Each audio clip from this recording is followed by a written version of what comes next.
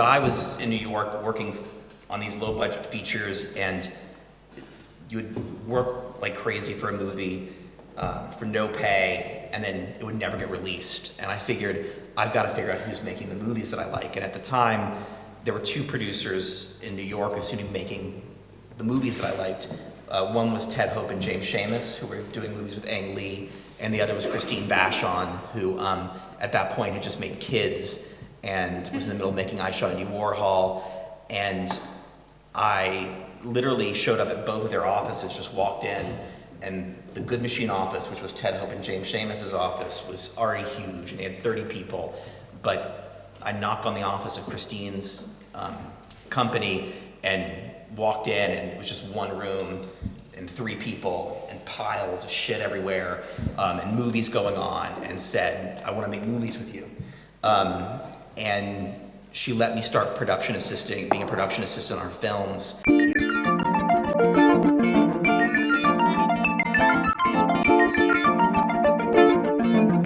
So that means you didn't know anything about filmmaking or producing before, but you just learned everything by just doing it, or? Yeah, and I think it was it was a different way of doing it than most people do it in the States, but it actually was a great way, because I learned everything about physical production, how to read a budget, how to put together a budget, how to break down a script.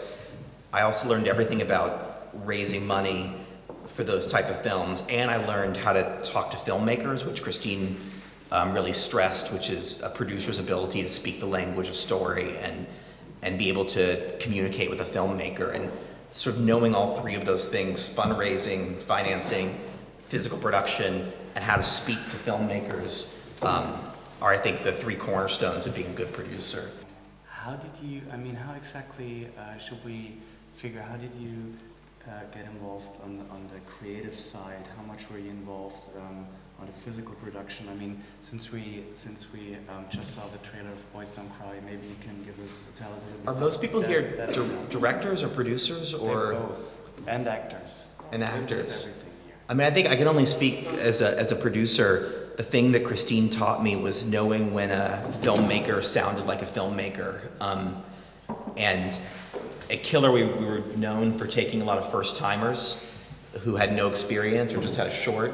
And there's this thing that you come to recognize in directors, which is, A, this presence, but B, their ability to communicate, which is so important.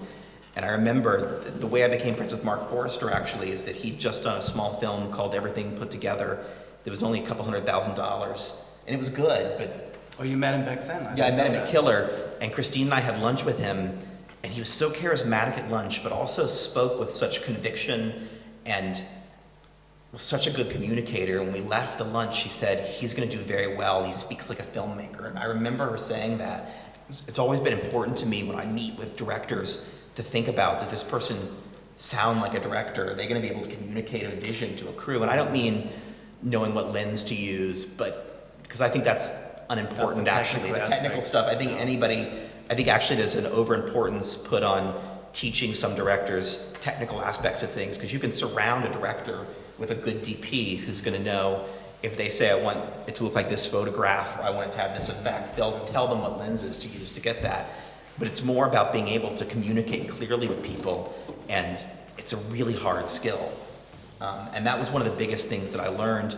Storytelling, the importance of storytelling, the importance of knowing who your audience is. And I think that's another place where a lot of filmmakers get in trouble, is they'll come in with projects for which the amount of money they need to make it versus what the potential audience don't match up. And I think it's always so critical to know who your audience is and be able to articulate when you're selling the film to buyers that there's an audience that you can reach, and that audience is big enough to support whatever money you need for the film. And also knowing the importance of story. I think story is so critical. So do you have any questions for Mark?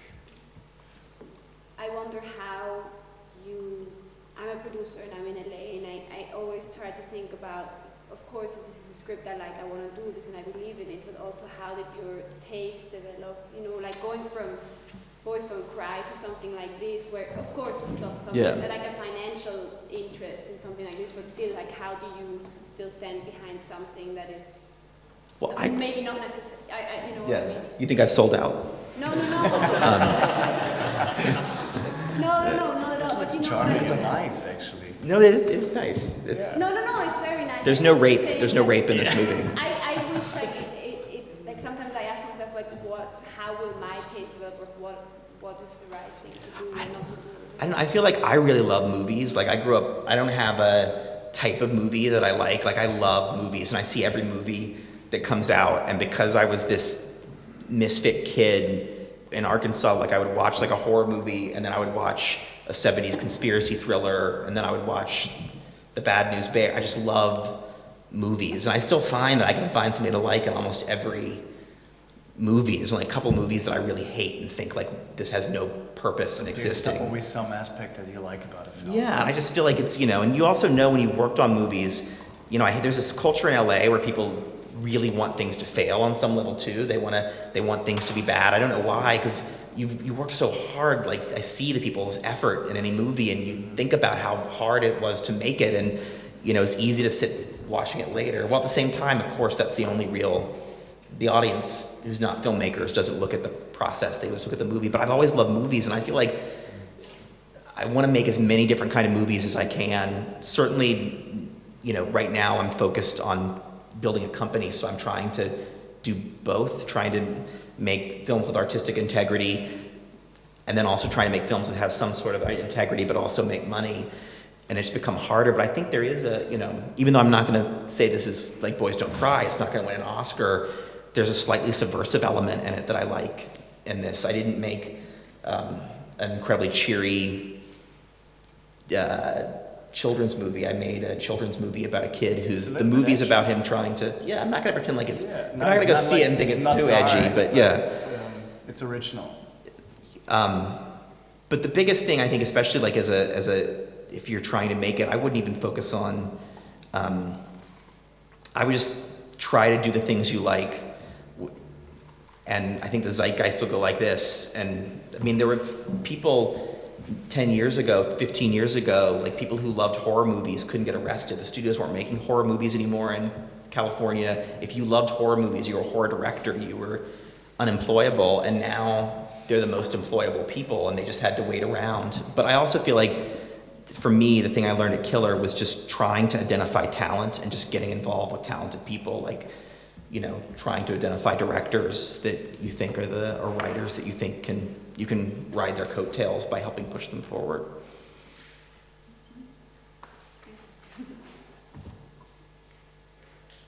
Now you've mentioned that a really good script or a relationship to a writer is a very important thing and a good asset. Yesterday we had the chance to talk to the co-writer of The Lost Highway, Barry Gifford, and I asked him, how do you deal with producers? And he said one sentence. He said, "Sometimes I just have to sometimes you just have to shoot him." So, how do you deal with writers, and how do you take care of your? I don't think I'm going to be working with Barry Gifford. I don't know. I feel like Milos Forman yesterday. Did people go see him speak yesterday? Everybody here. Yeah. So he said this thing about producers, saying that like a good producer is the best asset, and I think that. Whether there's bad studio executives and good studio executives, there's bad financiers and good financiers. I think that as a writer, if I was a writer here or a director, I would be looking for a great producer to work with, because it really is a valuable relationship. And Christine Vachon, who I worked with, had these long-term relationships where she just willed her director's projects into existence. And the trust that Milos Forman talked about that exists, where that when the producer, he said this thing, when the producer comes to you and says there's no more money, that he's done everything to do it, is a great trust. I think for writers sometimes it can be hard, because producers have directors back, but producers are often the one firing writers or replacing them, or changing their material. And I think it's more complicated, especially in Los Angeles, to be a writer, because you're often replaced and often seen as expendable. I try not to do that, but, I fired writers like every producer has.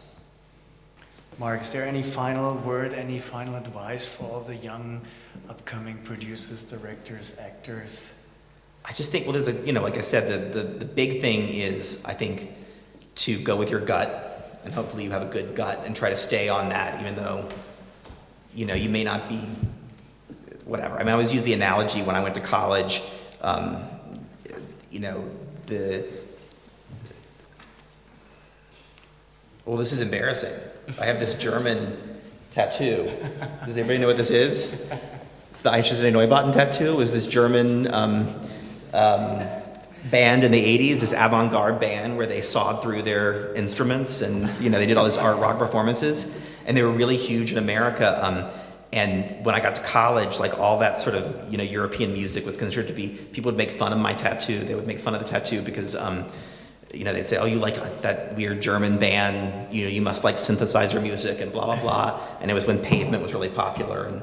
And then I was at Coachella in like 2004, and I was in a Del Taco, and the kid from the Yeah Yeah Yeahs, which is this big American group, who was like, you know, 23, came up to me and saw me, and he was like, Neubauten, I love your tattoo. And I thought, I'm back. Like, I just had to wait long enough for like people to start liking the music I liked again. But I feel like that's the thing, is you just gotta love, like whether you love horror, whether you love whatever, you just gotta focus on the type of films you love, or if you're like me and you love all types of movies, be strategic about it. But I also think if you're a producer, which is the main advice I can give, you know, latch yourself onto talent, because you'll never lose by betting on talent. And if you're a director, try to hook up with a really good producer, because they'll protect you and push for you. And I don't know what to say to actors, except that I think actors have the hardest road of anybody. I think it's the hardest thing to be an actor out of anything, because I think it's just constant rejection, and I couldn't do it. Brad, thank you so much. Thanks, guys. Great having you here.